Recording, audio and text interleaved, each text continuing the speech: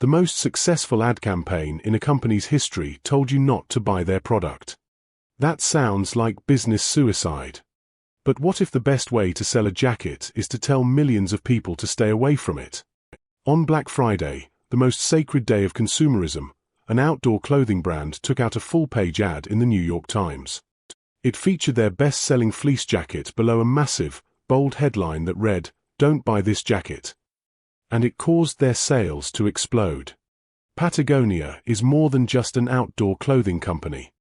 It's a cultural touchstone, famous for its high-performance gear, its cult-like following, and its unwavering environmental activism. But in the world of business, the fundamental rule is growth. More sales, more customers, more revenue. So why would a highly successful, profitable company spend a fortune on a prime advertising spot, only to tell its customers to stop consuming? Was it a clever publicity stunt? A catastrophic miscalculation? Or was it one of the most profoundly brilliant marketing strategies ever deployed? How did Patagonia weaponize an anti-consumerist message to create its most powerful sales pitch, transforming a simple piece of clothing into a statement of belief? That's the question we're answering today. To understand the "Don't Buy This Jacket" ad, you have to understand that it wasn't a marketing campaign. It was a philosophical statement 40 years in the making. And it starts with a founder who never wanted to be a businessman in the first place. Yvon Chouinard was a climber, a surfer, an adventurer. He started his career as a blacksmith, forging his own climbing gear in a small tin shed in California. He wasn't trying to build an empire. He was just trying to make better tools for his friends and himself. His company, Chouinard Equipment, grew to become the largest supplier of climbing hardware in America. His most popular product was the hard steel piton, a metal spike hammered into rock to aid climbers. But Chouinard noticed a serious problem. On popular routes in places like Yosemite, the constant hammering and removal of these pitons was destroying the very rock faces he loved. His own success was causing irreparable harm to the natural world. So, in 1972, he made a decision that every business school would call insane. He deliberately chose to phase out his best-selling, most profitable product. His company pioneered a new technique called clean climbing, introducing aluminum chocks that could be wedged into cracks and removed by hand, leaving no trace. He published a catalog with a 14-page essay on the new environmental ethic. He was intentionally making his cash cow obsolete. It was a massive financial gamble. But the climbing community responded. They embraced the new tools and the environmental philosophy behind them. The business didn't just survive, it grew stronger. This single decision became the foundational DNA of Patagonia. Long before it was a marketing trend, the company established its core principle: prioritize the planet over short-term profit. It wasn't a slogan. It was an operational reality. Now, fast forward to 2011.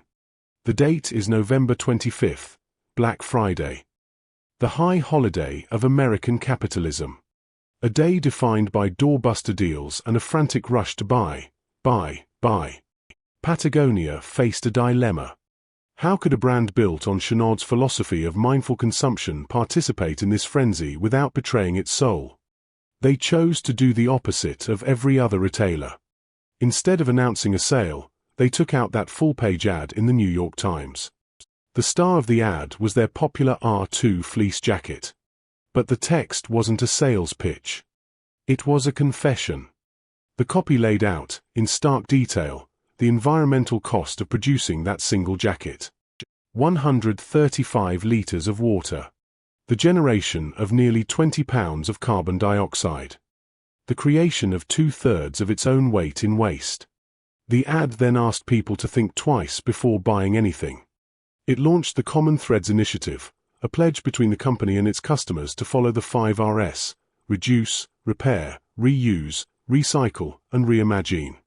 The message was clear: consume less, and only buy what you truly need. The reaction was immediate and explosive. The ad went viral. It was featured on news channels and business journals around the world.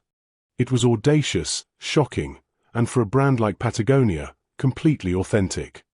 And what happened to their sales? They didn't fall. They skyrocketed. Patagonia's revenue grew by nearly 30% that year, to over $540 million. The following year, it grew another 6%. They had told the world not to buy their products, and the world had responded by buying more than ever.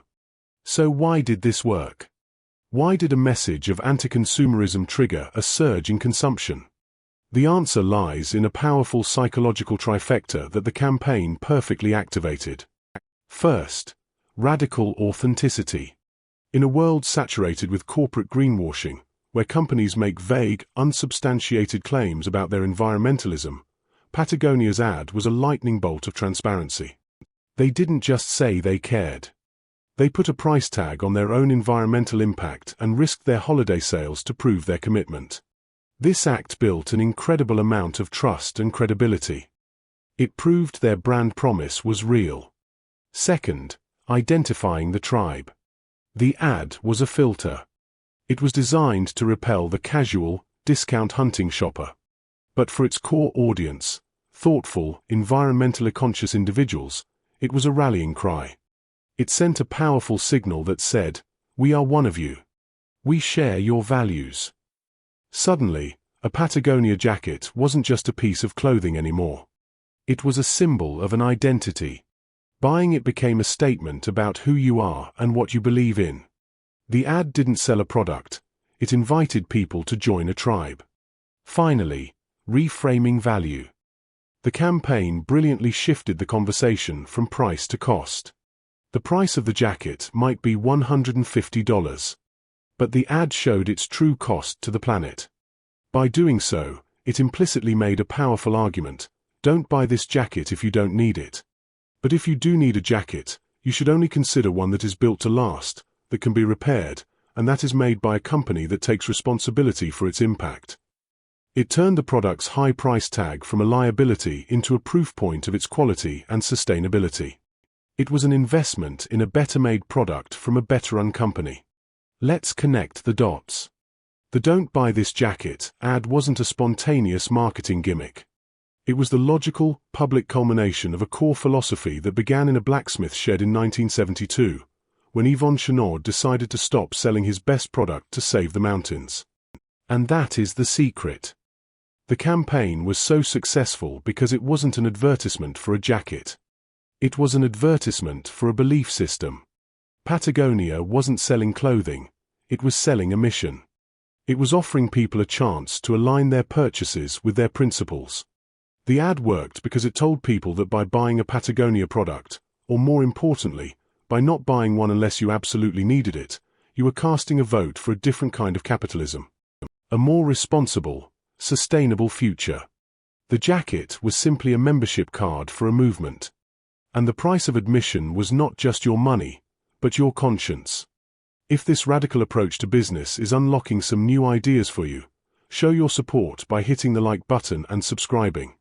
It helps us find more stories of brands that break the rules. The brilliance of this strategy is that it transformed customers into evangelists. People who wear Patagonia aren't just consumers, they are active participants in the brand's story and mission.